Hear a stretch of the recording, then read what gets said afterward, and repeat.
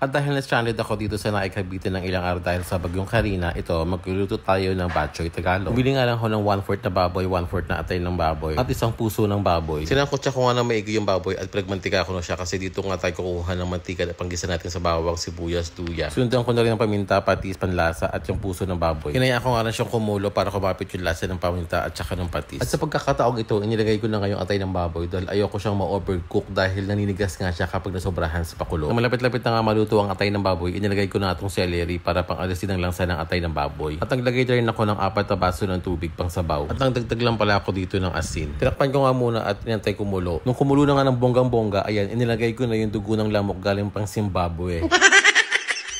Siyempre, charing lang. Dugo talaga ng baboy yan. O diba, nagmukha na siyang dinuguan. Pero batchoy Tagalog yan. Inilagay ko na pala yung onion leeks. Pagkakulong nga ulit ng bonggang-bongga, inilagay ko na nga yung siling haba at saka yung 4 na balot na miswa. Bakit gano'n? Nagmukha talaga siyang dinuguan. Hindi siya mukhang batchoy. Dahil din siguro sa kasarola lang gamit ko yan. Kaya ganyan ang itsura niya. Actually, first time ko lang talaga magluto na ito. At first time ko lang din makatikim.